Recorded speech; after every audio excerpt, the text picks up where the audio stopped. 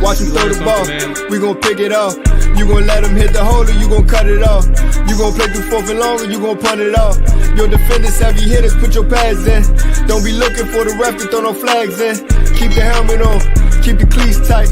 You the type to want to win by any means, right? You should look alive, this is Trap or Dive.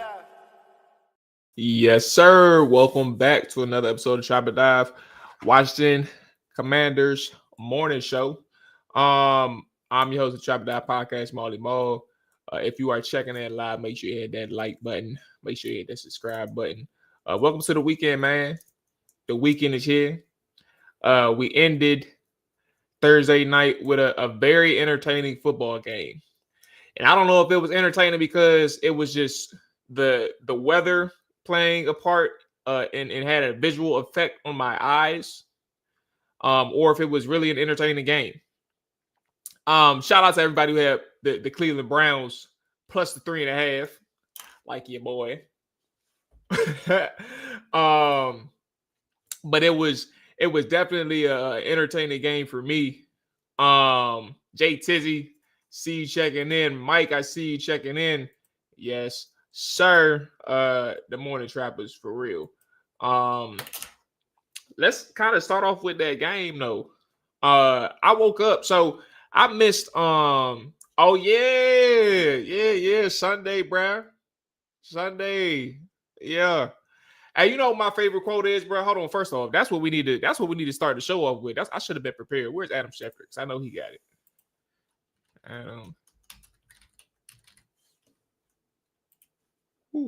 He recorded it last night. Here you go. Hold on. Let me go ahead and share my screen. This is the most important part of the day. You don't become a Brown until you beat the Steelers. What will it take tonight? The horse is prepared for battle, but victory comes from the Lord. So I'm dependent on the Lord. Wait, run that back, James. Until you beat the Steelers. What will it take tonight? The horse is prepared for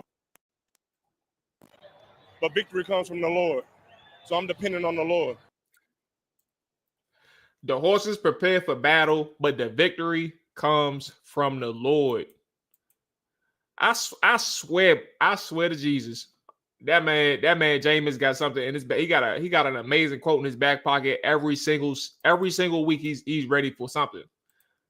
But yeah, anytime Jabu play, bro, it's gonna be fun. And honestly, man, I'm a huge fan of Jameis. I remember, I think it was the year that I think they brought in Ryan Fitzpatrick. and I knew Jameis Winston was going to be a free agent, I wanted Jameis in Washington. The Morning Trappers is really checking in. Yes, sir. What up, Hope? What up, JB? Yes, I really wanted Jameis in Washington, bro, for selfish reasons. I don't know if it was going to be successful. I had no idea at the time that the former owner was going to sell his team. You know, we don't say his name around here no more. That's forbidden. But I just wanted him. I just wanted him in DC. I thought we was gonna have some offense with him. I knew what it came with: turnovers, some foolish mistakes, but you was gonna be entertained. Tell you that. But anyway, that game, bruh. I don't know if I ever in my life played in a game where the conditions were that treacherous. I don't know if that's the right word. Yes, sir. What up? What up, Morning Trappers? My man Al 2 checking in from overseas. What's going on, Dex? Appreciate you, dog. B-Day on Sunday. So you know the Commanders got to get the dub for your boy. And maybe cover the number. So I may put them on the teaser. I don't know yet. We're gonna talk about bets today too. We're gonna cover some bets as we go into the weekend. I don't know. Do y'all do college? Do y'all play college ball, or y'all just still stick with NFL? I may look at both the lines. But yeah, man. I think the Browns game was pretty entertaining. This was one of those ones where like you just knew going into it. Washington, Cleveland was going to have their hands full, but at the same time, like when you go up against a divisional opponent, it's like a team that you know like the back of your hand. So like it was easy for me to see that Cleveland was going to keep this game close. I waited till the game started to place my bet, my 3.5, mainly because you get an odds boost. So I wasn't going to play them at the minus. I was going to get even money for it. So I ended up getting some even money for it. But end of the day, like the way Cleveland played them, you know, they had these moments where they really was able to get to Russell Wilson and stop a drive. And then obviously Pittsburgh stopped themselves a couple times with turnover. You get a missed field goal. George Pickens loses himself at the end of the game. I thought that was funny. I played in rain before too, J Tizzy.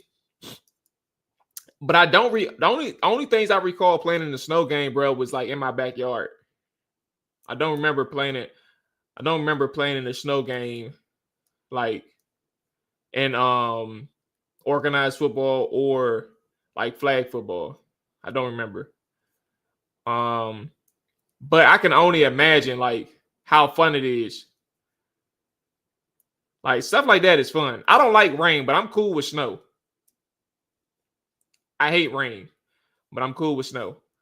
Bro, matter of fact, I ain't gonna go down that lane. I don't nobody care about flag football like that.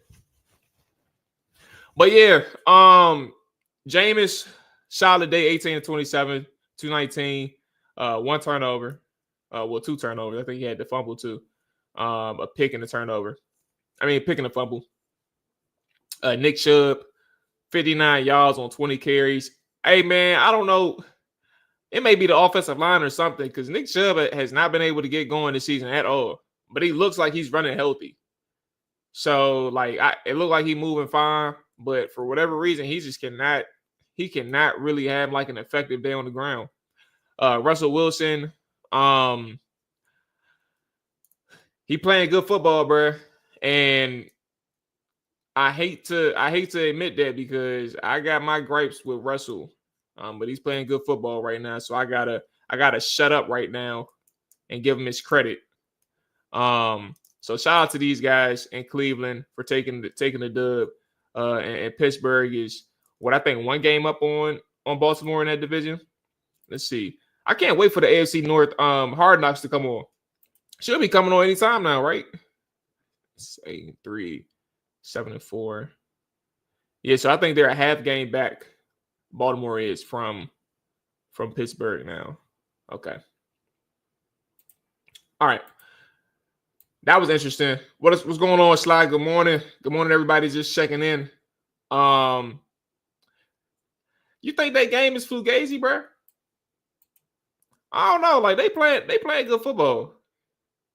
That's just me being, in my opinion, I think if I got to be honest, they play some good football, bro. Got to take these boys to the shed. Yes, they do. So there's a couple things that I'm about to share. I don't understand why my nose always runs when I start the stream.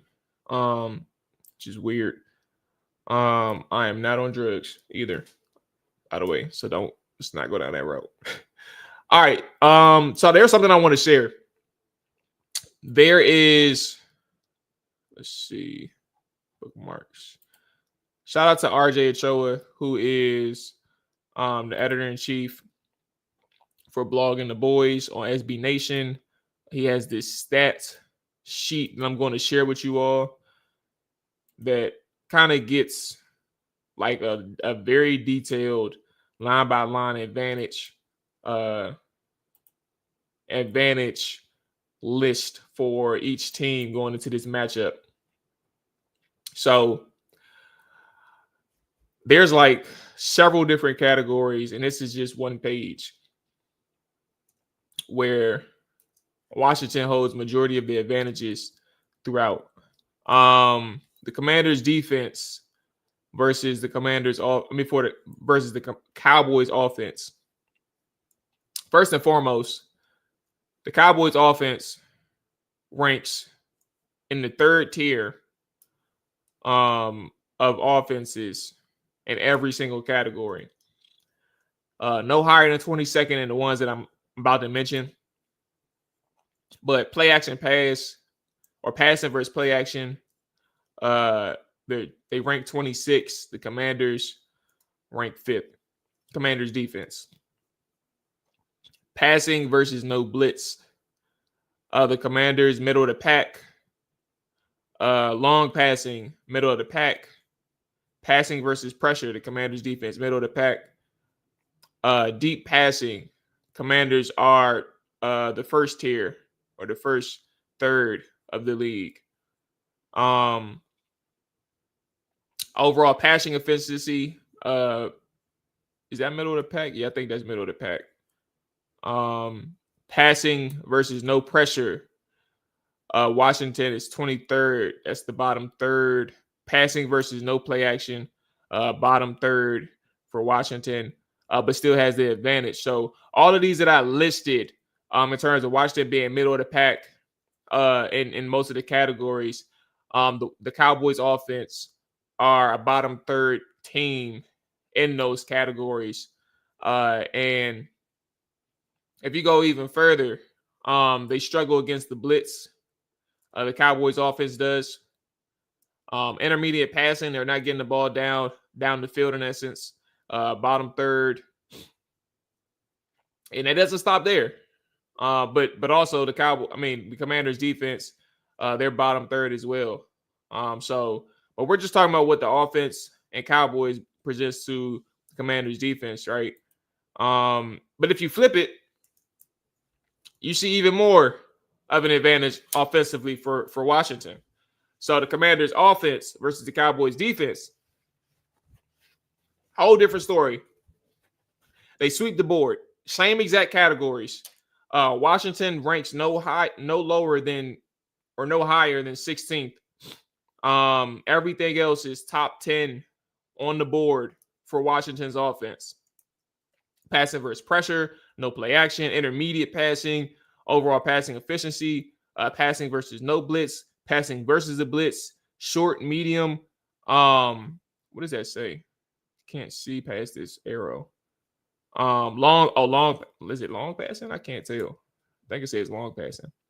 Quick passing versus no pressure, and passing versus play action is the one that's middle of the pack. They sweep the board again. The Cowboys on the defensive side of football, majority of them are bottom third in the NFL. Their defense is terrible. They just have success when they blitz. So they're 17th, middle of the pack in that essence.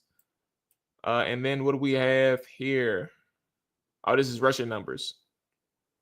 Again, dominated by Washington. Bottom third, like this offense, like looking at this is the second time I looked at this stats. Like first time I just glanced through it. But looking at this again, like it's bad, bruh. Hey, bruh, it's bad. Bottom third in everything in running the football. Like legitimately. Bottom third. Rushing inside the tackle, Washington ranks top 10. And you know why that is, right? It's because of that superstar for Darian Mathis. That superstar. Big field. You ain't gonna run on big field, bro. It ain't no other reason. He the superstar. Shout out to Big Phil, man. Let's go to the other side of the ball. Look at that. Sweeping the board again. Overall rushing efficiency, third. Like, and that's why I say, I don't know if y'all, hey, shout out to Mern C. Appreciate you checking in, dog. And look, man, we did the hey, nah, slide. It ain't no Johnny Newton. It ain't the person who can't take on no double teams just yet. With all due respect, because he's still a young dog. He a dog, but he a young dog. It's Big Phil. Y'all go put some respect on Big Phil. But nah, Mern, appreciate that. Appreciate the good words. I hope everybody is cool this morning. But yeah, like the morning show, we had this like a year or two ago. And we're going to try to slowly bring that back on the fold. Look, man, I'm up early in the morning, bro. And I know a lot of y'all be up early in the morning too. Let's talk some ball. Let's talk Commanders, and get things popping. But yeah, Washington sweeps the board with their offense in the run game. And the Cowboys defense, like I've never seen a chart like this. On a week-to-week basis, my first time seeing something like this. But also, I've never seen a team in both phases of the football, on both sides of the football, ranked bottom third in damn near every category like the Dallas Cowboys, bro. Oh my God. But that's what I was saying on the show yesterday in the podcast. With Washington going up against the Dallas Cowboys, bro, there's no way that you cannot see the Commanders on Sunday not toting the rock. Like I'm taking every single second. Like this may be an underpass. Like you actually may go for it like 450 if you execute from start to finish. I don't see a way where Washington has a hard time. The only way that you really do is if you cannot account for Micah Parsons. There hasn't been anything to suggest. Now, Deron Bland has practiced, and he was full the last day or two, full practice. But there hasn't been an all clear that he will play on Sunday. And I mentioned him because, I mean, you're talking about a guy who knows how to pick the football off. Like, he is a field flipper. But if you can't account for Micah Parsons, like, that's their known threat. And I don't think that you go against Myles Garrett, TJ Watt, Montez Sweat, and others throughout the season and not present a plan for Micah Parsons. I don't think that's going to happen.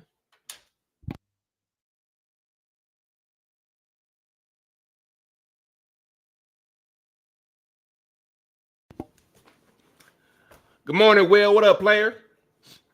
Yeah, Sly, they terrible, bro. They terrible. With that being said,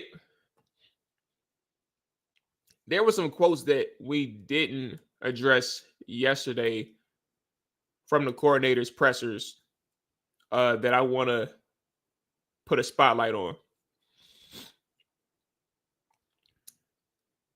Where is the one? Here it is. Is this it? Yep, here it is. So,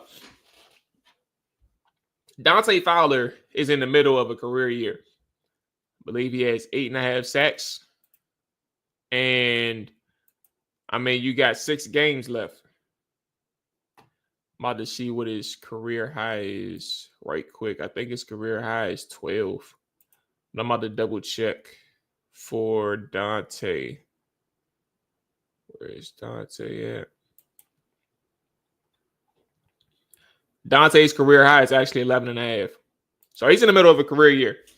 6 games left, like I said. And for Washington, Ryan Kerrigan has put a stamp on his name or put a stamp on his impact.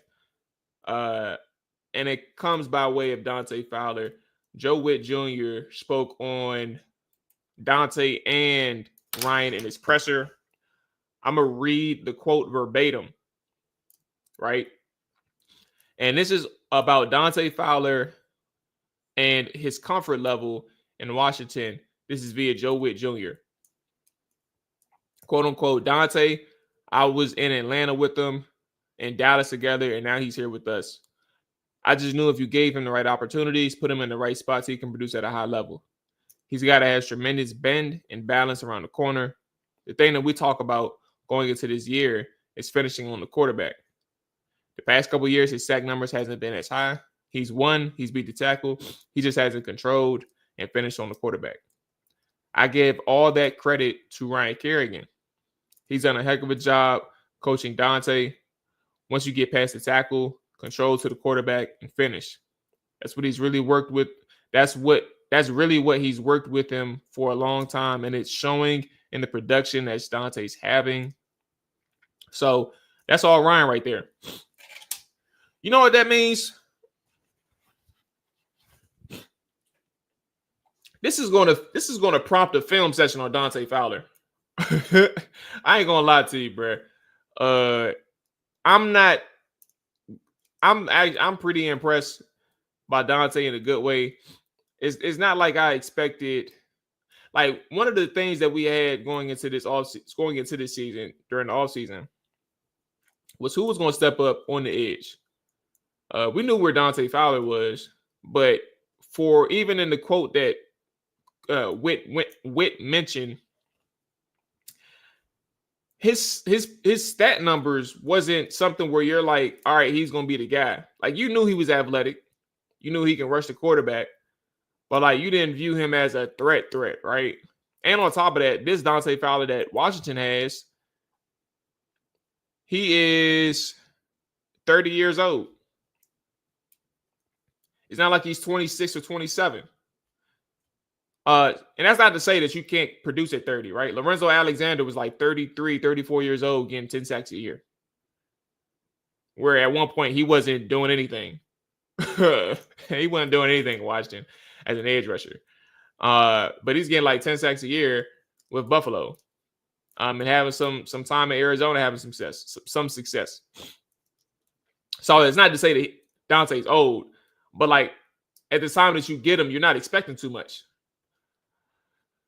But you wondered exactly what Washington was going to produce from the edge standpoint. And Dante has emerged. And I think to hear Ryan Kerrigan's name at this point, I'm not going to lie to y'all, full transparency, because if you sit here and act like you knew exactly what every coach does on the team, you're a damn liar.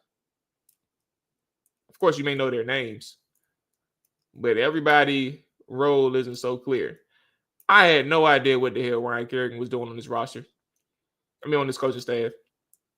Not to say he ain't belong. I just didn't know what he did. I'm sure he coached the pass rush to some extent. But, like, what is the technical side of his job? I don't know what it was. So, shout out to Joe Witt for shouting out Ryan Kerrigan.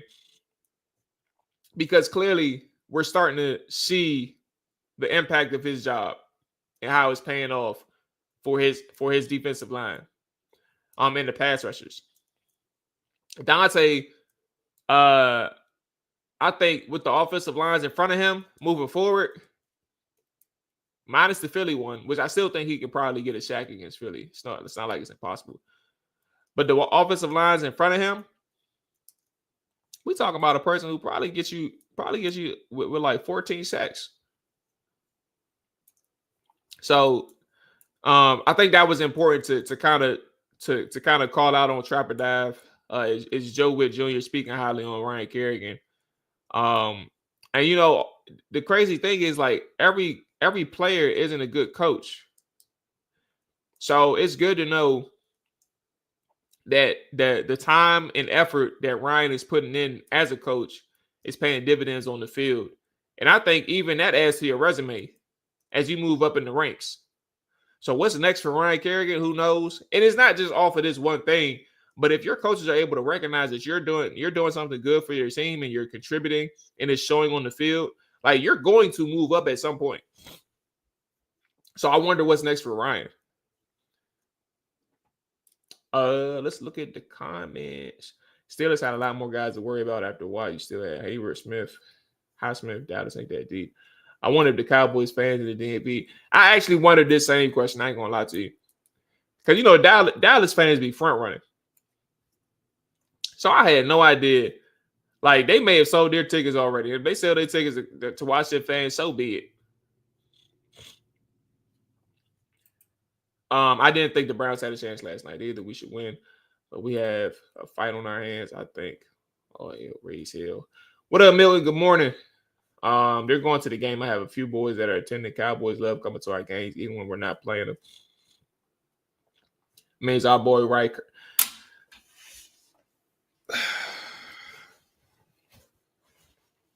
We ain't gonna put him on the field out too.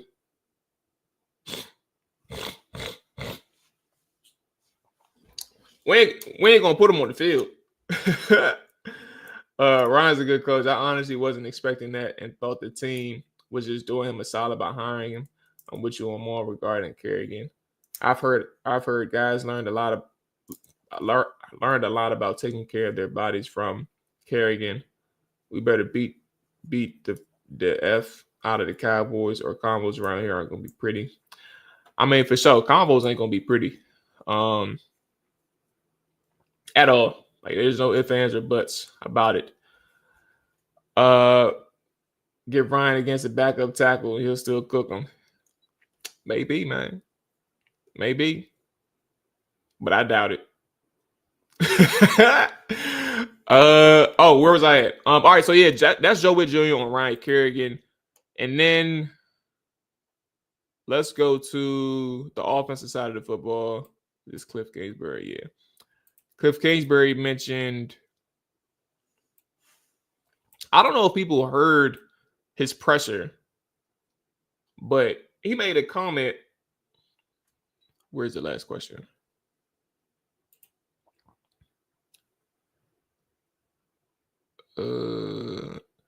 Where's the comment?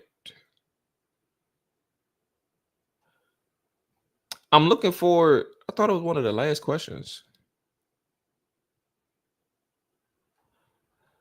So he made a comment on his offenses having slow starts to the season, or slow starts towards the second half of the seasons. I don't think that was captured. Let me go to the Commanders website, because I'm on Hawks Haven right now. Sometimes we don't capture everything, so I got to make sure I check this as well. Yep. All right, here we go. It was the last question. All right. So he was asked on historical trends that his offense declines in the second half of the season and on how he plans to break that trend. Yep, Jay Tizzy said it. I would have to see what you're talking about historically, like the references.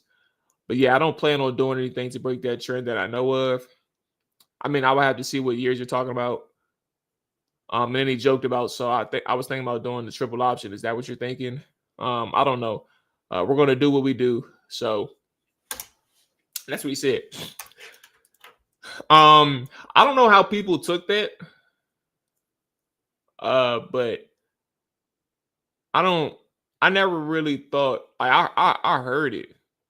I didn't think it was anything wrong with what he said. Let me see if I can find a video of his response for at least our viewers and in our group, because at the very least we'll have an understanding of the tone that Cliff had when he said what he said. I think that's important for at least most of us to understand that Cliff is genuinely not sure about the stats, but also I think that's important to know from a standpoint of where his mindset is on trends. I do think about when he said that how Dan Quinn is aware of like his past mistakes, and he essentially had an audit done on his coaching style. I think that's the easiest way to say it. He was a little bit more detailed, but he had an audit done on his coaching style, and it was to identify the things that he can improve upon and the things that didn't go well. Like that's the makings of a good coach. So, and that's what when you want to get better, that's exactly a right step towards that direction. So when Cliff said, "I'm not sure of what you're talking about or anything that I'm aware of," I didn't think it was arrogant. I think he genuinely didn't know. But I also thought about the indirect correlation between how Dan Quinn views his past versus how Cliff Kingsbury views his past, right? So let's see if I can find video, which is important. Is this it? Yes, here it is. Okay, here we go. All right, so shout out to Grant Paulson for having this. And let's share the screen.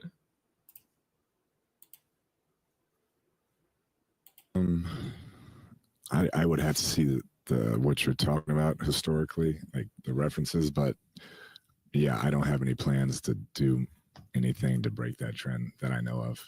Yeah, I mean, I would have to see what years you're talking about. So I was thinking about doing triple option. Like, is that what you're thinking? Like, I don't know. Like, yeah, we're gonna do what we do. So maybe it was the walk-off too, but that was the last question of the presser. So I don't understand why people. I don't understand where people are kind of upset. But yeah, that's kind of my full thought on that moment of the presser. And I think for Cliff, it would be important for him to do some self-scouting in that area. I personally, somebody asked me yesterday how I feel about Cliff Kingsbury offenses. Now I think that question was raised out of fear, right? Like he was a little concerned. Because honestly, there has been nothing to suggest at this point of the season that his offense has stalled out. There's been nothing. You got your ass whooped against two top 10 defenses.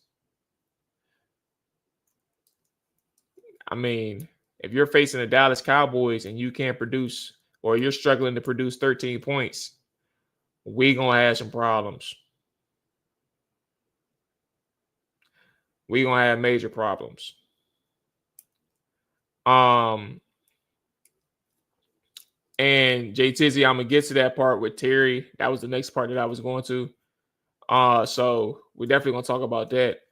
But I think in this point in time, this is the back half of the season. So if you want to evaluate Cliff and his production moving forward, you're going to have to do some really deep diving into the tape. But you also going to have to evaluate his play sequencing, and also how his players are executing.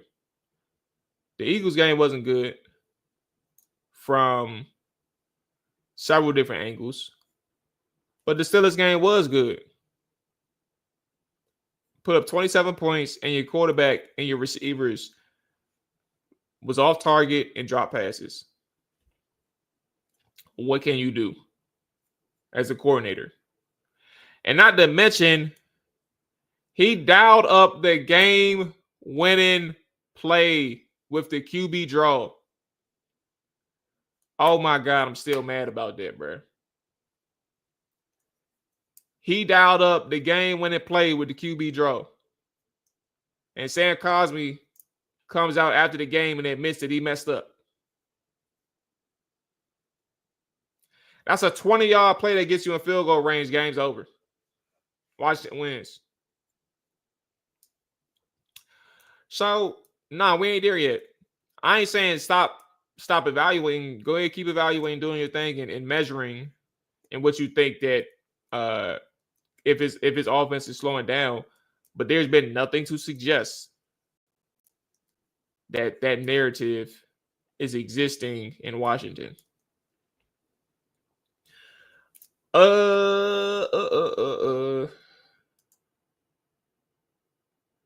Yeah, better for Cliff to dodge the question from the media. Lots depends on the quarterback.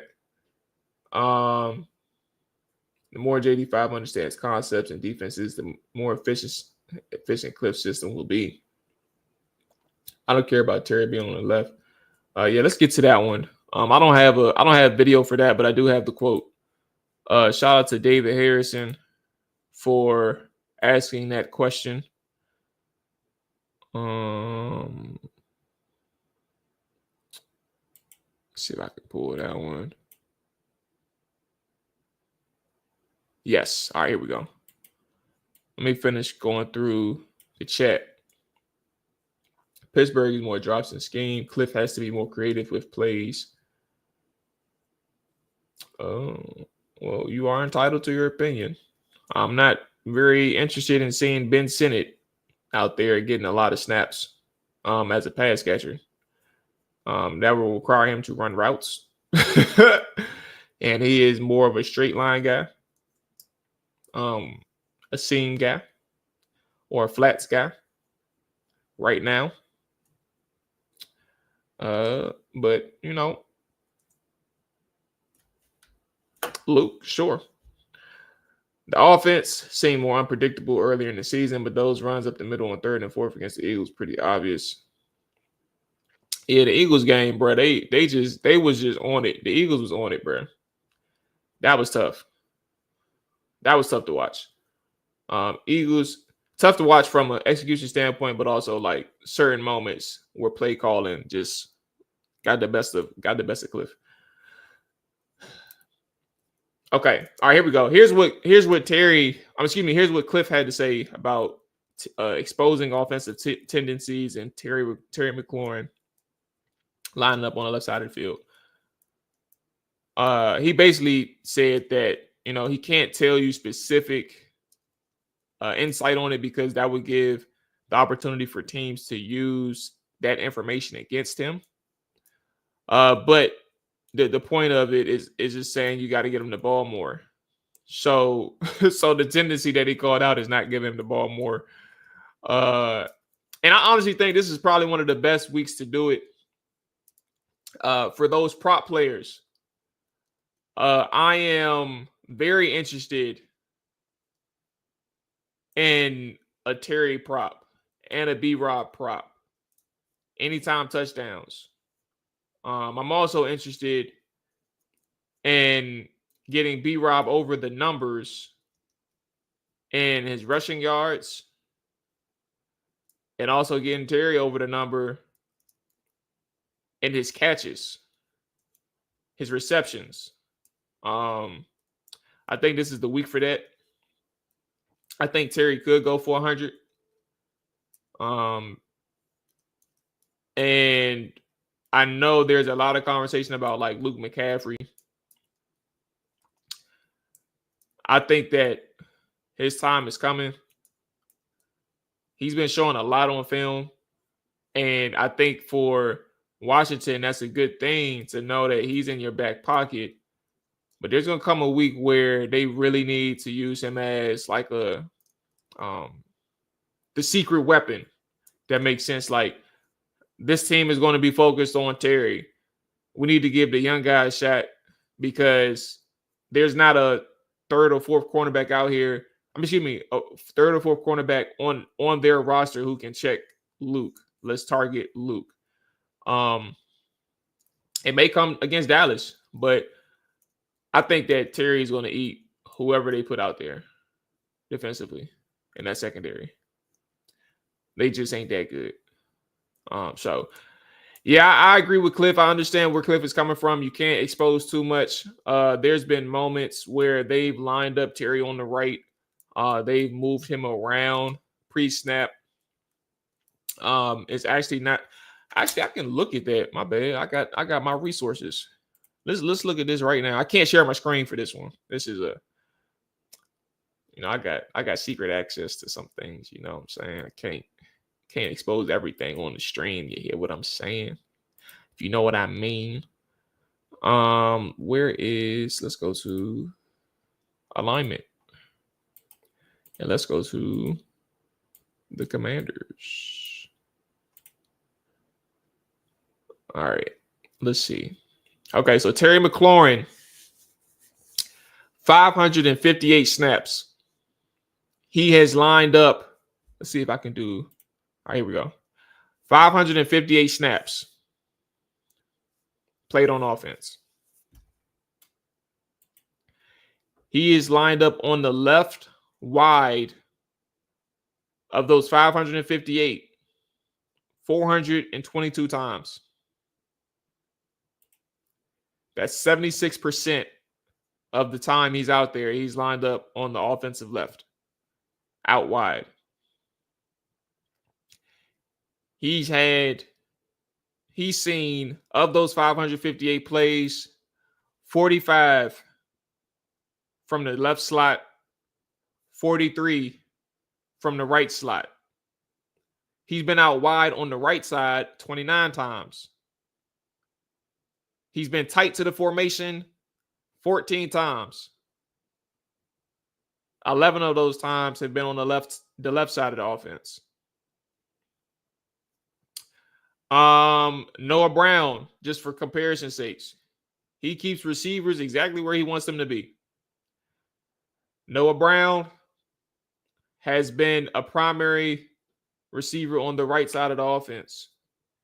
Of his 381 snaps, he's seen 263 of them on the right side of the offense. Let's play a game. Everybody in the chat, let's play a game. We're going to do Luke McCaffrey and we're going to do De'Ami Brown. All right. Let's start with De'Ami Brown. De'Ami Brown has played 275 snaps on offense. Of those 275 snaps, where do you think he is lined up? And how many snaps were they? So we just went through them, right? You got the left wide, you got the right wide, you got the slot, and you got your tight. Of those 275 snaps, where has De'Ami Brown lined up? Let's see if anybody's close.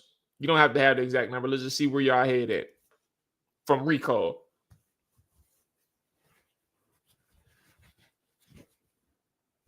Okay, slot says right 180.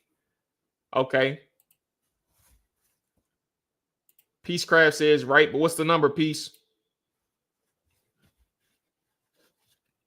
And I'm assuming y'all are saying right wide out, right? Not right slot, not right tight.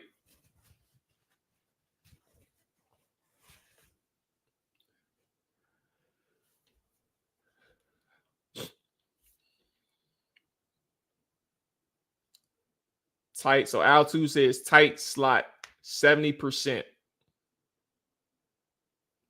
100 snaps. Okay. De'Ami Brown, of those 275 snaps, he is lined up on the right wide 121 snaps. So Sly was the closest. Why? Well, I mean, technically, Peacecraft was the closest. Yeah, Peacecraft was the closest with 100 snaps. He is lined up on the left side of the offense 93 times. Left wide, specifically, 93 times. Okay. Now let's do Luke McCaffrey. Yeah, we'll stop at Luke. Okay. Luke McCaffrey has had 313 snaps. Of those 313 snaps, where do you think he's lined up the most?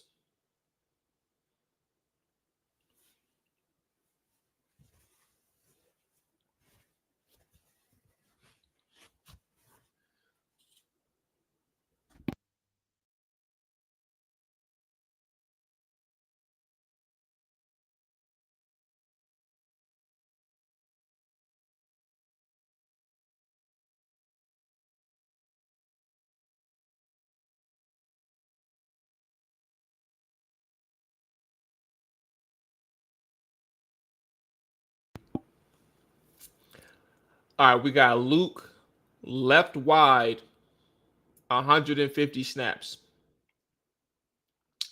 Aisle 2 says slot 90% or 95%.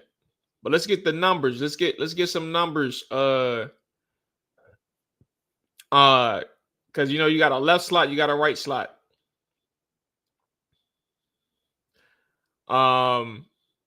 And then Peacecraft says 300 snaps in the slot. Okay. Here we go. Luke McCaffrey. Of those 313 snaps, Luke has lined up in the left slot 140 times. So Sly, you was there if you had said slot. He was in the left slot 140 times. He was in the right slot 99 times. He is clearly their slot man, right? But he is lined up in the slot on the left side 140 times. That's predominantly where he lines up. We went through this exercise honestly just to showcase exactly what Cliff's offense is. He ain't moving no motherfuckers around. He ain't moving nobody around.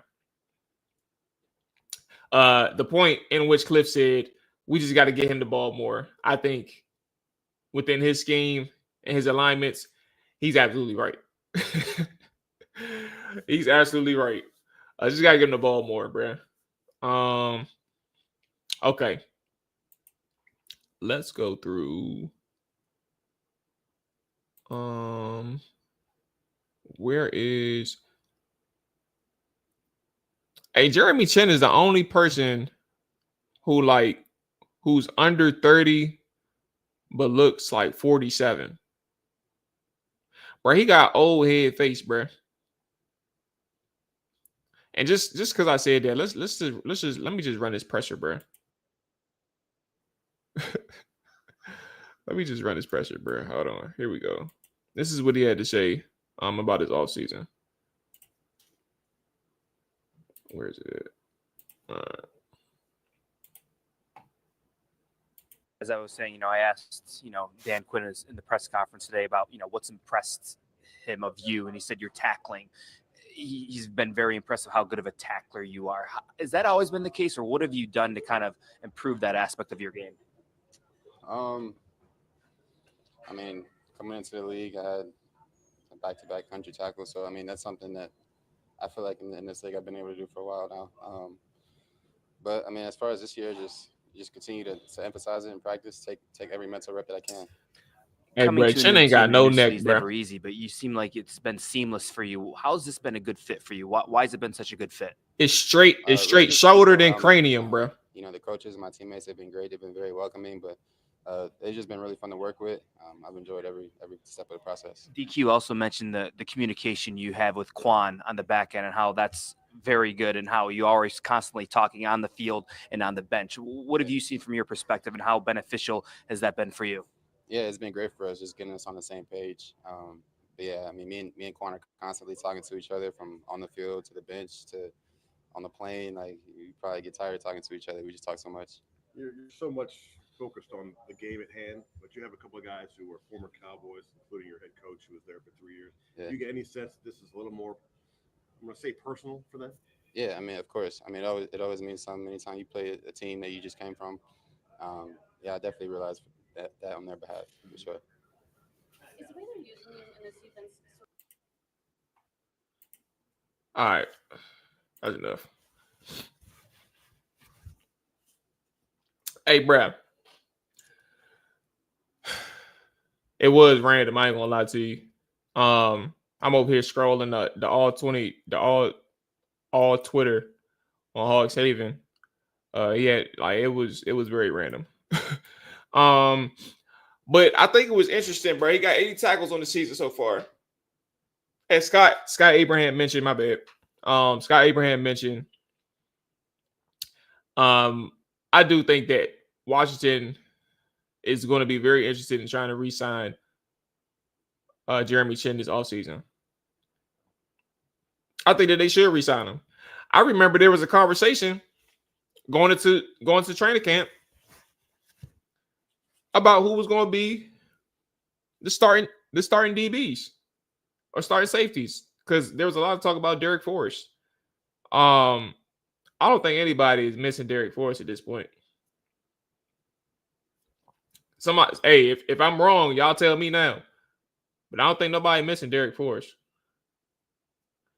How would you say Cliff has been as far as pre-snap motion? I thought he was supposed to be a big motion guy, but he's actually the opposite. He didn't use that much pre-snap motion coming out from Arizona. He didn't really use that much pre-snap motion.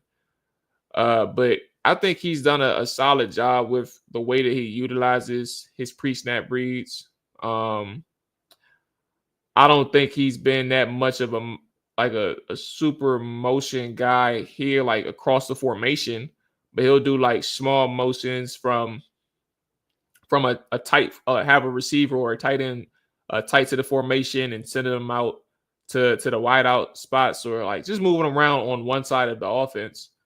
But it's still an indicator, or he'll have like that warp or that I don't know what it's called, but that warp motion where like he'll have him run behind the quarterback and the running back behind the or in shotgun or whatever it's called. I think it's called warp motion or something like that. I don't remember. I'm not going to dwell on that too much. But yeah, he doesn't really use like a ton of motion. But that's just not been his forte at all. Before he came to Arizona either. No one's missing curl either. You're right. Nobody's missing curl. Nobody's missing Derek Forrest. Hey, Benz, I was just saying, bro. I'm just saying, bro. Oh, my bad. Let me continue.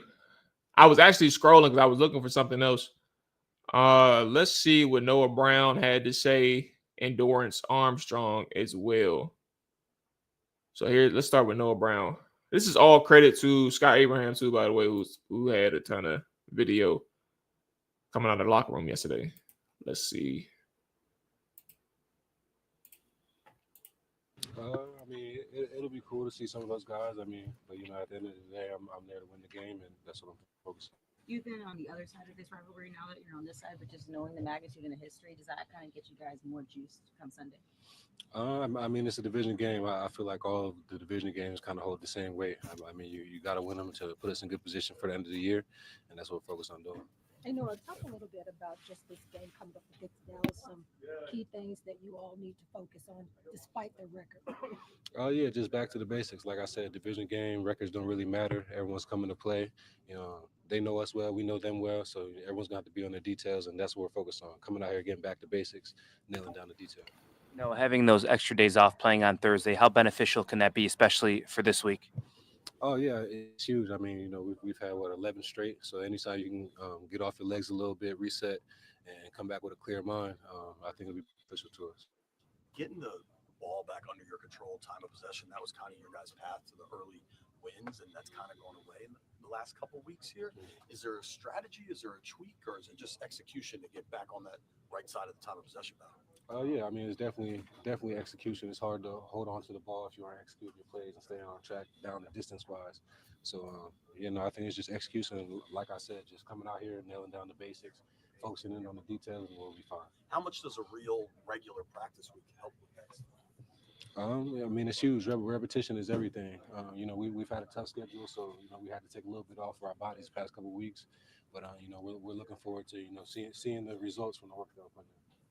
Now, you were with Dan in Dallas. How have you kind of seen the defensive coordinator? You saw that translate to the head coach here. I mean, he's a player's coach. He understands how this game goes. I've seen nothing short of that since I've been here with him. Cares a whole bunch about his players, and it shows through how he runs the program.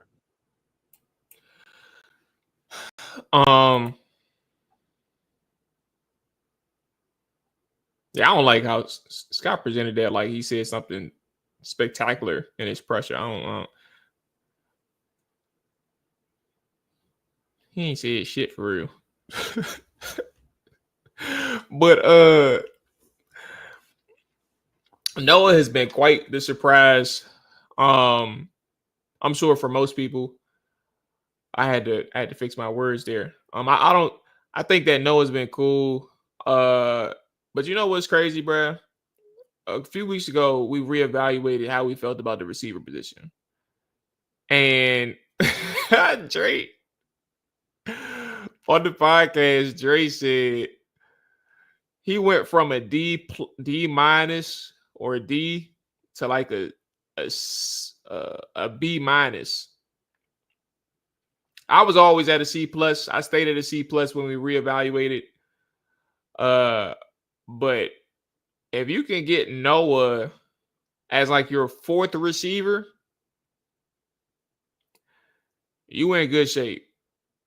They need some help at the wide receiver position when this season's over. Luke is cool.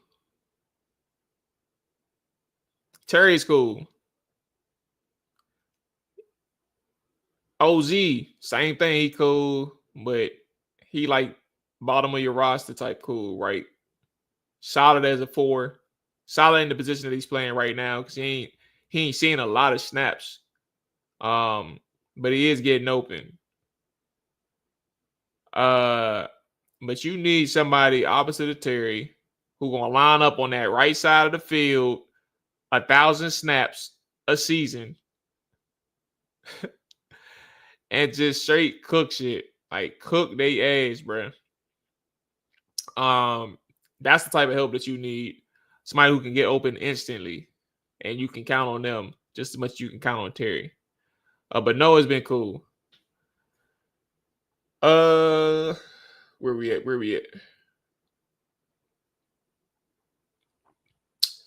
Mikey Sanders still. I do want to move him inside. I think the question of do you move him back inside this season or next year, I think is honestly a really solid question. Because why would you want to take? All right, so here's the dichotomy. I hope I said that word right.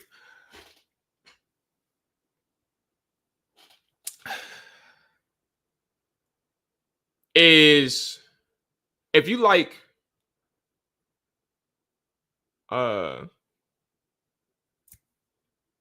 new guy, Marshawn Lattimore, out wide or outside, right?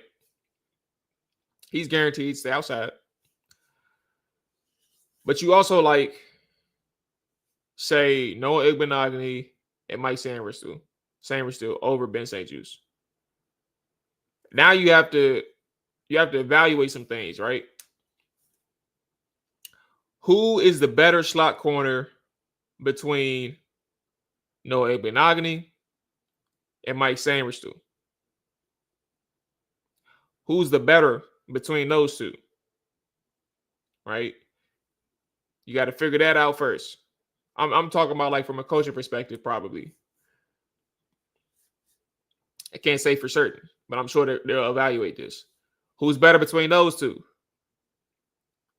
Who's better on the outside between Mike Sainristil and Ben St. Juste? Mike Sainristil, Noah Igbenogany,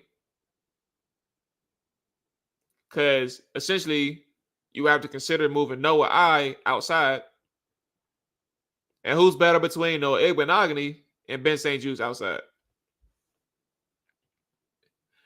That's what you have to consider when people talk about moving or keeping Sainristil outside for the rest of the season or moving him back into the slot.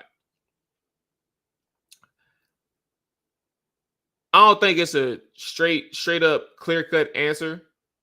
But I would imagine Sainristil is better than Noah I in the slot, which leaves the question: do you keep Ben outside or do you replace him primarily with Noah?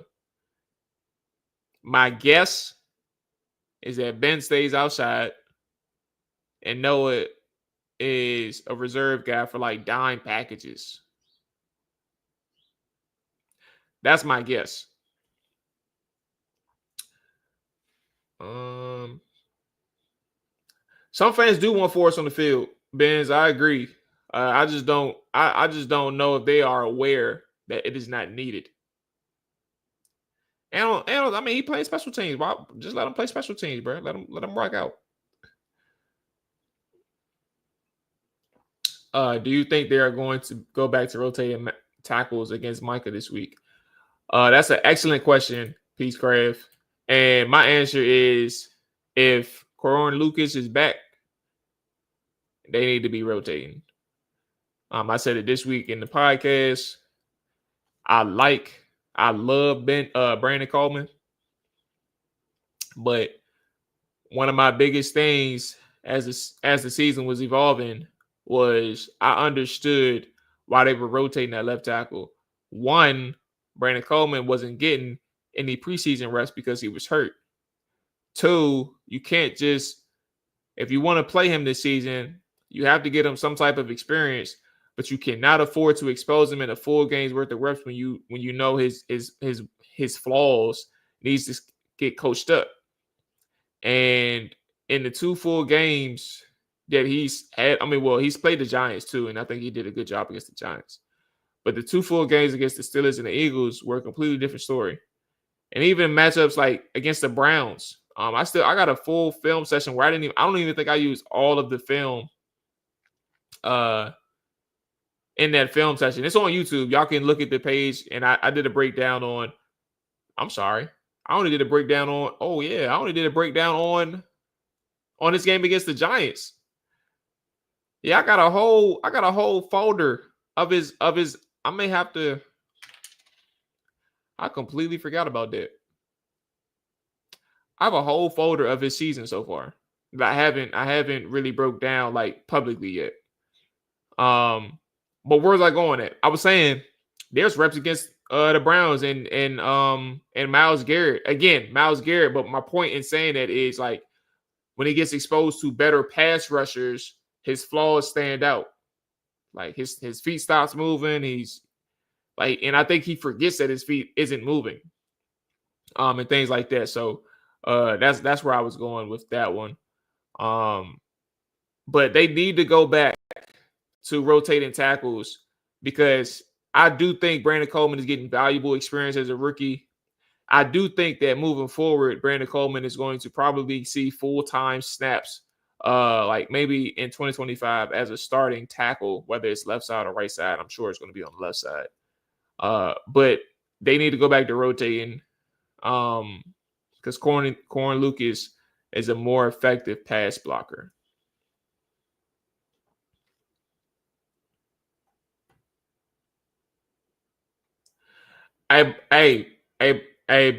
Vanilla. You shooting at half court right now, brother. Matter of fact, that's a full court heave. We need to look at T. If anybody, we need to look at T. Now that it goes from a full court heave with Jamal to like a 30-footer with T. Oh no, you can't say F Higgins, bro. No, don't do it. Nah, what he gotta go for? What we talking about? Cause he left a couple of punts. What are we doing? Just get a punt returner. Mike Sanders will stand you in the face, bro. But he is just a guy. He's not special, but you shouldn't be looking at OZ as somebody who's like supposed to be a game changer. But y'all can't look at that man and sit here and say he ain't flipping the field occasionally as a punt returner. Like he's one of the league's best punt returners statistically. Come on, brother. All right, so it's pretty clear-cut answer for me for 2024. Noah I played better than Mikey in the slot by a decent margin. That's okay. Bonita says keep Ben outside at this point. Maybe Lord Jesus. He said try Forbes again. Mikey is the best DB we got outside for a minute already. Saints use okay, but can't locate the ball whatsoever. Laddie finna bench. I want to see Corn back in. I do too. Coleman got smoked when the D lines up. And yeah, when they line up out wide, he has a problem with his set points. I don't think he has a good feel for the depth that he needs to get. I'm no coach. Can't say for certain. That's just what it seems like. I don't think he knows the right depth to get in his pass sets. And he does let guys into his chest a lot. And that's a problem, but you got to be able to counter that and keep your chest clean. Like if they get inside, you got to swat. He does a good job against the long arm. He's very aware of that, and obviously we know the long arm is that one. Now he loses sometimes, and some people are just better. Like who was it? Brandon Graham, I think it was, or maybe the other pass rusher that's younger. Like when they got good grip strength and they can. Cam Hayward, that's who it was. Cam Hayward. When he locked in on Brandon Coleman, bro, he tried to swat that joint. Or maybe it was Nick Allegretti. Yeah, it was Nick Allegretti. Like when they tried to swat the long arm, like that's how strong some people are, bro. Like when you get that leverage and you just ride the offensive lineman back into the quarterback, bro. Problems. Winning this season is a plus. Fans forgetting about that. That's a fact. He said he knows a long shot. Hey, Higgins is injury prone. Hey, Bonilla, that's a really good point, bro. Come on. Name the drops. That's what y'all did with Jahan last year, bro. And Jahan is a different person, right? And Jahan, and y'all did that with Terry last year too. Like, bro, I can tell you, OZ has probably had like 2 drops this season. But Neela, to your point, I'm actually 100% in agreement with you. I was looking at the Chargers game, and that was my first thought, bro. Like, bro, like who gonna risk a ton of money? Now, T. Higgins, like it's a boomer bust. You make that move on the offseason, you make that pick. Like boomer bust, you can sign T and hope that he, never has an injury again. But if you're gonna be dealing with him with the nagging injuries, bro, and he offers you 10 games a year, anywhere between 10 to 12 games a year, bro, I would be frustrated as a fan. I ain't gonna lie to you. Because what if out of those 4 to 6 games a year that he misses, they're some of the biggest games that you need him? I'd be pissed. See, hey, high speed, come on, bro. We lying now. Come on. I could go. Look, let me go back to my resource that we just did the snap count. I can tell you right now how many drops he had. Because y'all about to throw dirt on my man name, bro, and that is completely unnecessary. Olamide Zacchaeus. Let's see how many drops he's had. 2, like I said. Y'all be doing too much, bro. Come on, man. I keep telling y'all. Y'all did that last year with Terry and Jahan, bro. Like he's had 2 drops this year. We gotta be real about some of these. Like we gotta be real about some of these things, man. Just because y'all don't like y'all got some disdain for the guy or don't like him. Just be real. All right. He's only had 2 drops this year.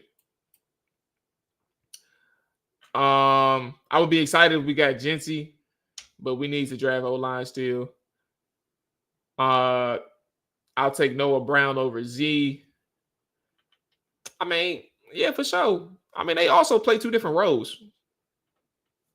I'll take Noah Brown too, but we talking about a person that plays a different role. And on top of that, let's keep in mind that we're talking about Noah Brown and Olamide Zacchaeus. Like these aren't number 2 receivers. They're fringe number 3. Just keep that in mind. Okay. So I want to do one more quote. Dorrance Armstrong, and then let's finish the stream with looking at some gambling lines for Sunday. Here is Noah Brown. That's Noah Brown. Here is Dorrance Armstrong against Scott Abraham with the content. Here we go. Obviously, when you play, when you play the team you came from, you just have a more urgency or something. I don't know what it is about that, but that's what it is right now for me. What do you think it's going to mean for Joe, coordinator? Anybody who came from there is going to mean a lot. This might be one of the biggest games circled for on their schedule, so it's definitely a big game. No, kind of going up against their offense, for so many times in practice and reps, and can that help in this situation? Yeah, no doubt. I know pretty much almost the entire line and how they play, so I'm able to give the guys what I can give them, help give them a little advantage. Pause it for a second. That's important.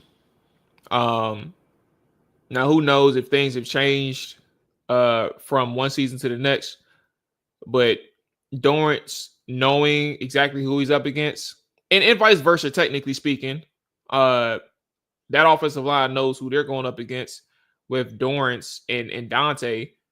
But that's all they got.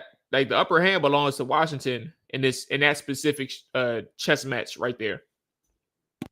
In terms of playing on Thursday, having a few days off, how beneficial can that be, Dorrance, for this week specifically? It was major.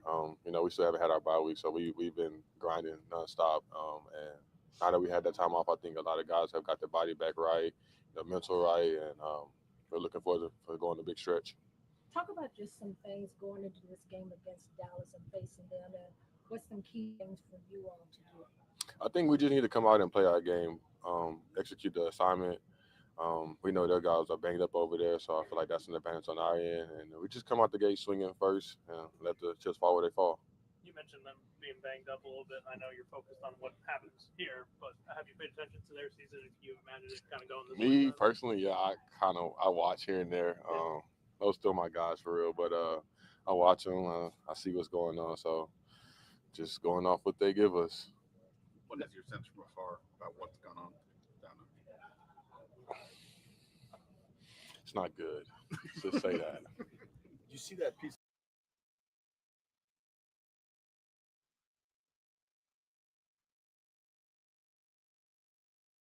Yeah, that's enough. I think Dorrance, I think he gave the quote that's pretty important moving forward.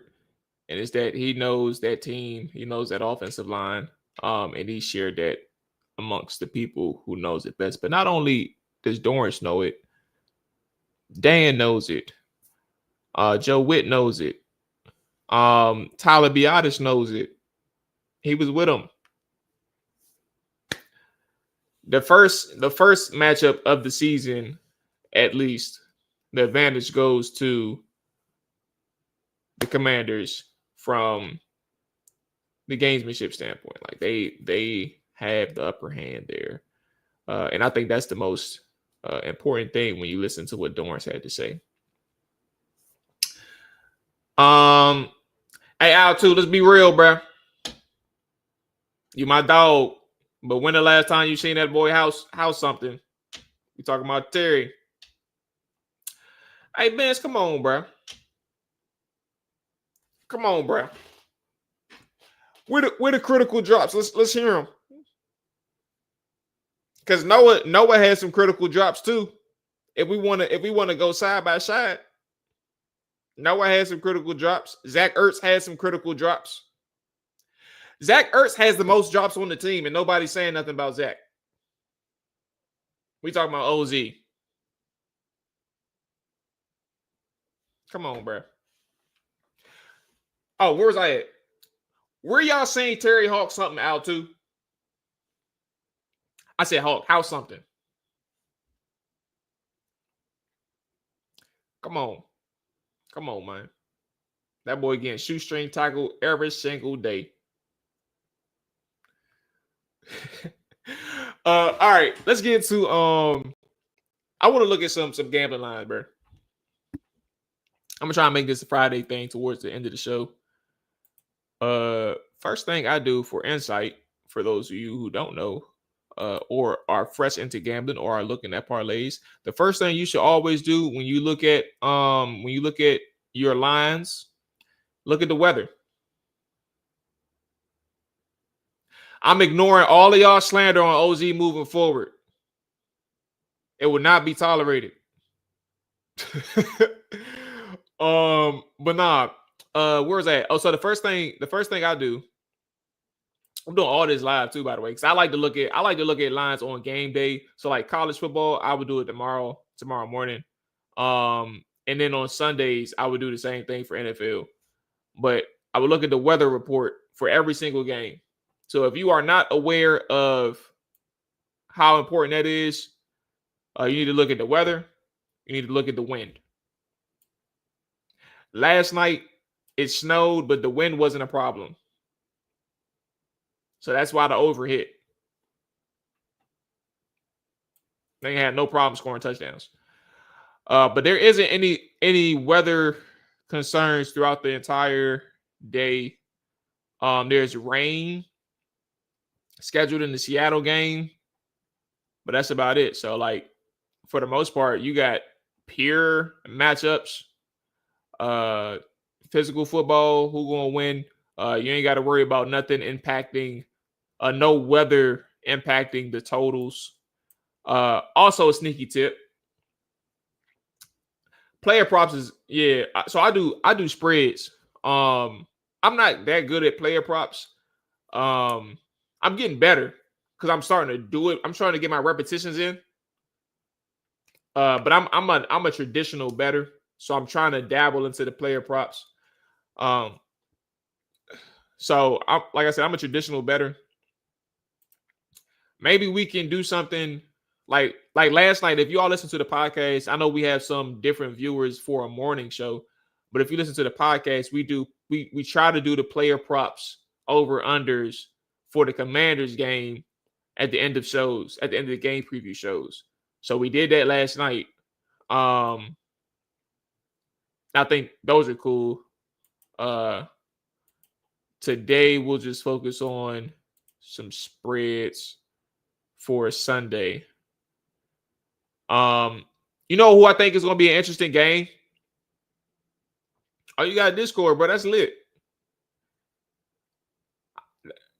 That's what's up. I'm glad we got a traditional. I think we got a traditional gambler in here too, bro. Because player props be like the creativity that people have like for these player props and those parlays are impressive. Like it's hard for me to think like that creatively in those moments where you get like a 10-1 parlay going or like 100-1 parlay going and you can hit that. It's not impossible. Like I hit one. I created one against the Ravens and Cowboys. Beautiful parlay, bro. I got like 1,600 that week. Pretty good. But anyway, what I think is going to be an interesting game is the Colts and the Lions. Colts is 7.5-point home dogs against the Lions, bro. I think for Detroit, who's been mowing every team in front of them down, the only team that they recently struggled with in terms of like covering a spread was the one team that had a winning record against, they had a winning record going into the game. And that was, I mean, they beat the Vikings too. I'm sorry. So it was the last two. It was the Houston Texans and the Minnesota Vikings. The Green Bay Packers, they covered, but they were struggling. I think that was one of the games where Jordan Love had just came back from injury. So like that's kind of why I kind of put an asterisk behind it. But I say that to say the Indianapolis Colts, 7.5-point home dogs, 5-6. They don't do anything too particularly well. But that AFC South, the leading team is 7-4. Indianapolis is only 2 games behind Houston Texans. I'm not sitting here saying that Detroit finna lose to Indianapolis. But what I am saying is Indianapolis isn't necessarily the same team as the Jacksonville Jaguars, the Dallas Cowboys, the Tennessee Titans. Hold on, wait. You hit for 6 bands? Hey, Jay Tizzy, where was I at? Why you ain't tell me, bro?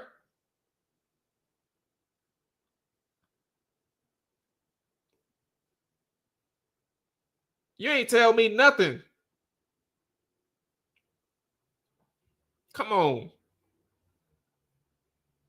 Thought we was boys, bro. And it's my birthday Sunday, bro. I need all 100 to 1 lottos sent my way. I'll give you 2% if we hit. I'm messing with you, Jay Tizzy. But yeah, so with Indianapolis going up against Detroit in this moment, I don't blame the bookmakers for starting the line at 7.5, right, against a 5-6 team.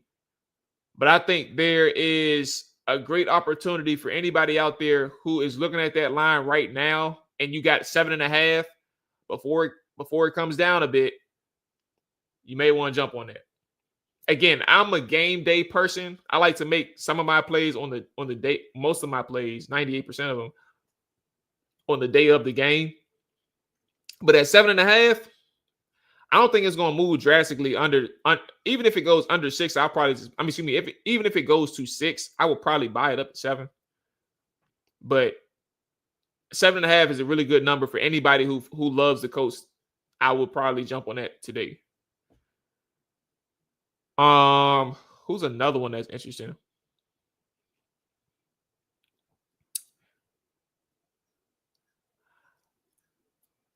I do like Commanders this week. I ain't gonna lie to you. But I wouldn't put them on a parlay. I make it straight.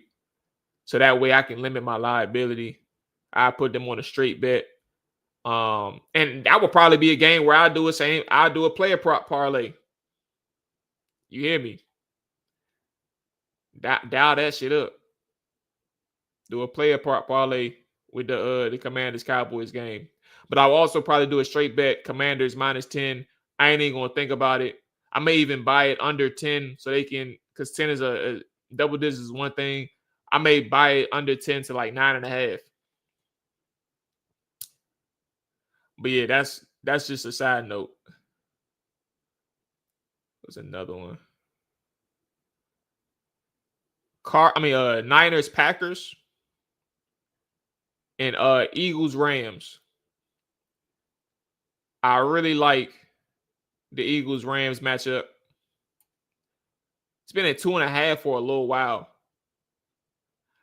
And for whatever reason, for the life of me, with the Eagles-Rams game.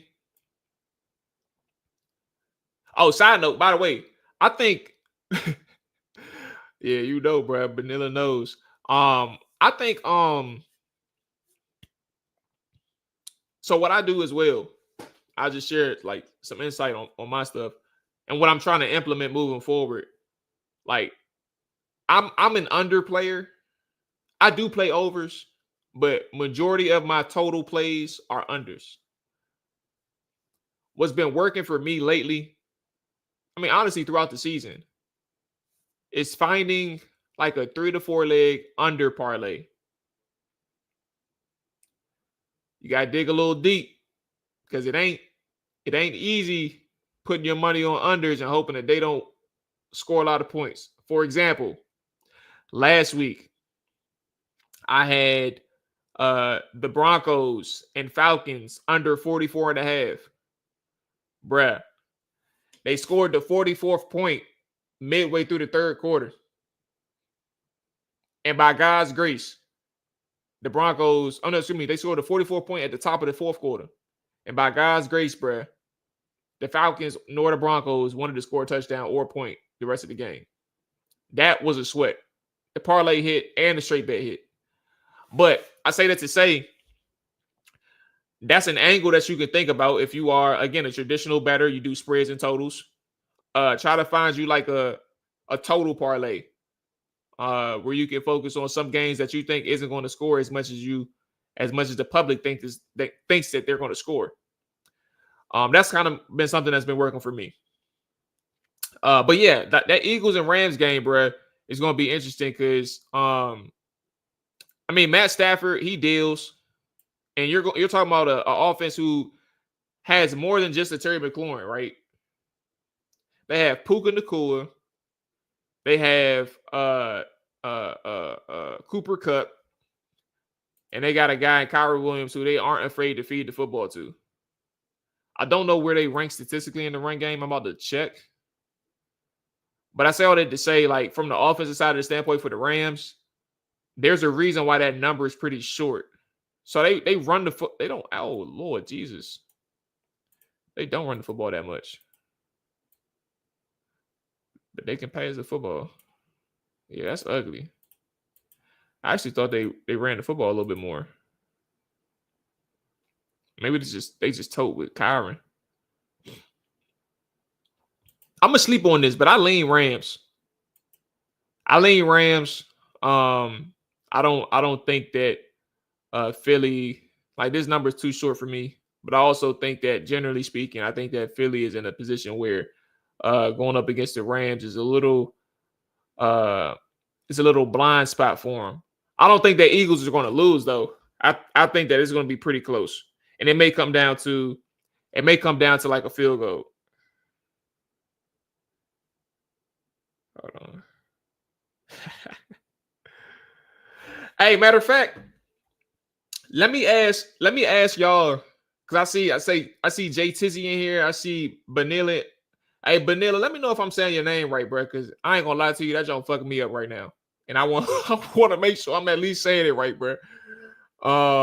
But I want to know what are y'all best plays if y'all have been looking so far.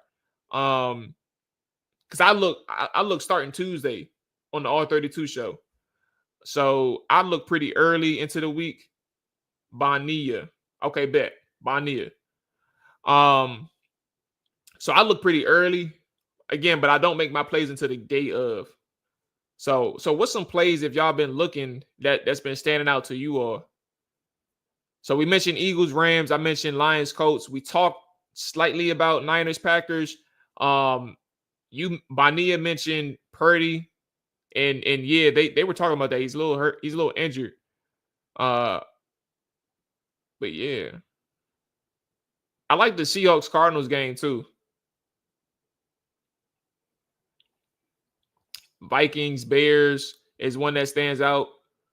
I don't like the Vikings. Like, generally speaking, I don't like them. I think that they can be pretty fluke at times, bro. And Sam Darnold, bro, he is a Jekyll and Hyde at quarterback. You never know what you're going to get from that guy. So Bears are 3.5-point home dogs. I think they have a really good shot at covering against the Vikings. Is this their second matchup or is this their first? I'm about to check. Oh, yeah, this is their first matchup.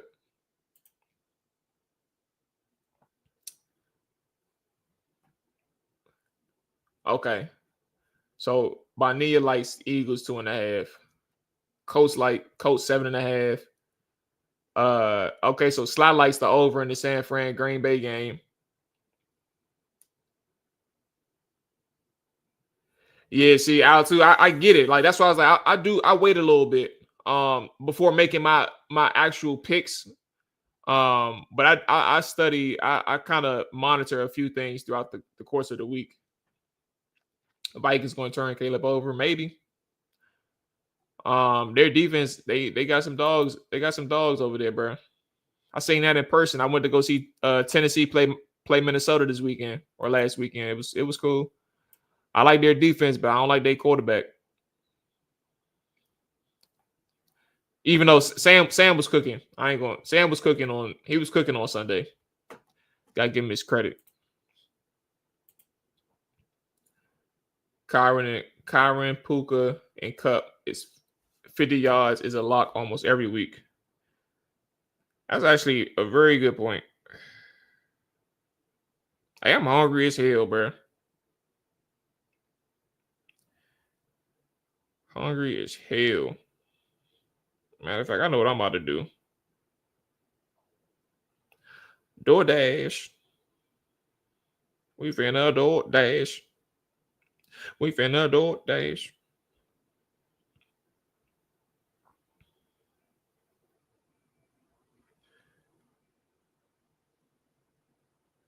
And she put that thing. My bad, you gotta get this together right quick. All right.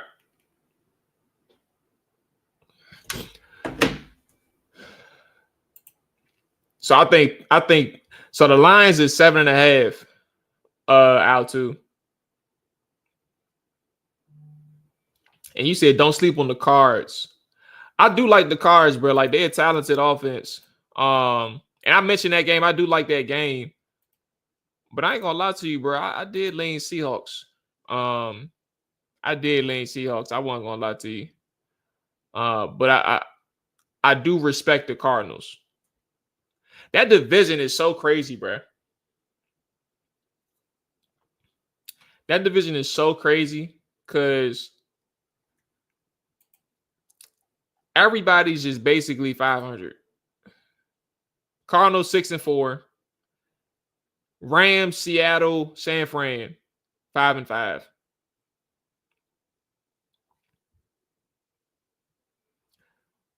That's a tough division. What else is a little sneaky? Yeah, I think that's it. If there's one thing I do gotta say too, as well for people. Oh, the Monday night game. Ravens Chargers. I don't know why I didn't see this. Ravens are 3-point road favorites.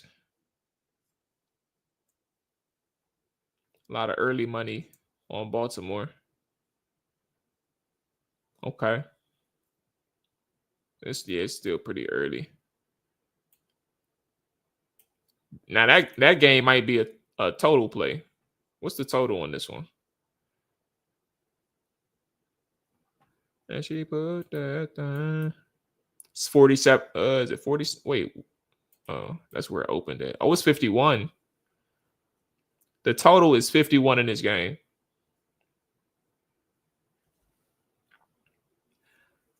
That's a little insane. Don't we think that's a high number? I don't even think it was that high. I don't even think it was that high last week with Cleveland. I mean, with Cincinnati and the Chargers. I know it hit over. What was that number? It was 48.5. And they got, bruh, they got a 51 point total with the Chargers and the Rams. I mean, Chargers and the Ravens.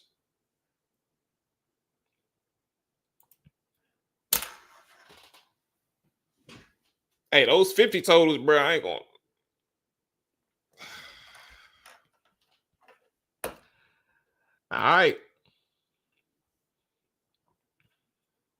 Yeah, they terrible, but they show up in certain games, bro. They shut the Steelers out of the end zone last week. So I'm saying. And if y'all want to say it's the Steelers offense, well, they scored 4 touchdowns against the Commanders. And in our defense, I strongly believe our defense is better than Baltimore's. So yeah. It's gonna be a little rough, bro. You look at Jay Tizzy said that offense is crazy. I knew somebody was gonna say something, bro.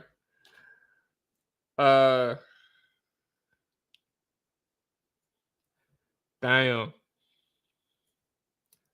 Yeah, we're gonna have to spin the block on this game, but I'm thinking this under look a little sexy. I may play that one right now because I think that's as high as it's gonna get. I ain't gonna lie to you.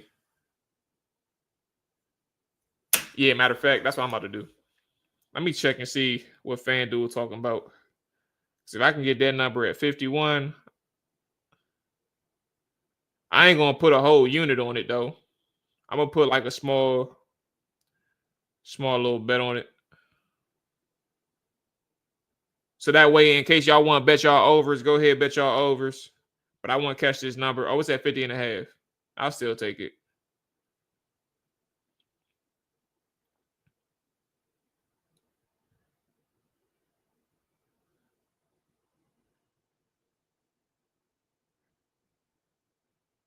Okay.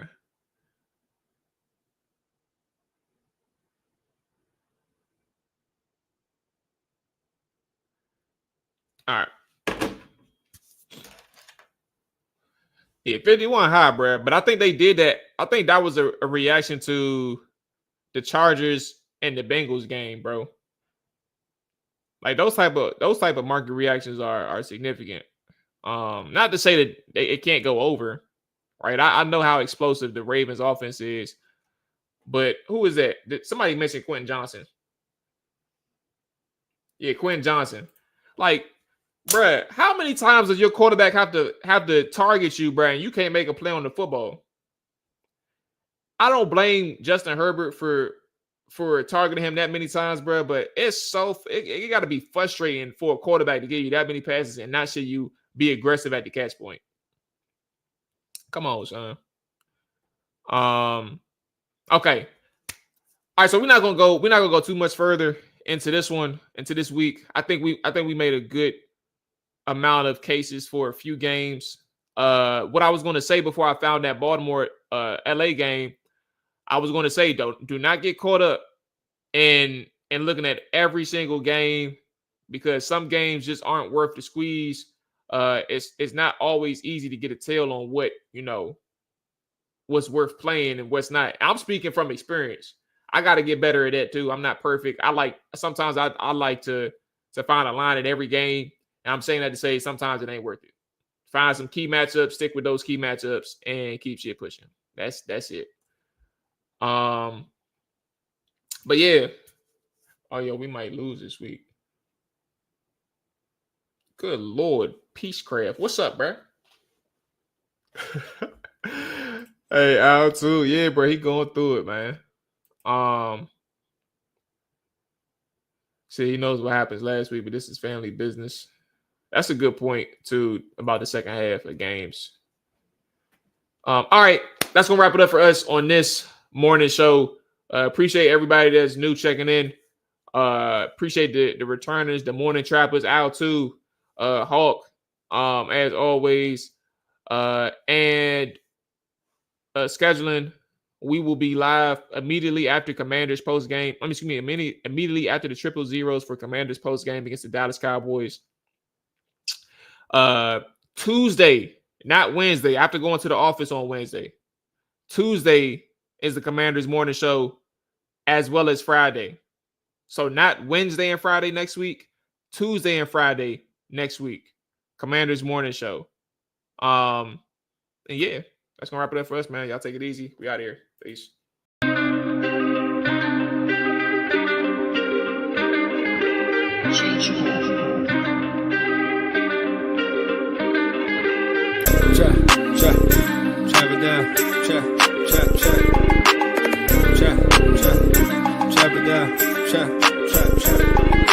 Chop it down, chop it down, chop it down, you gon' chop it down.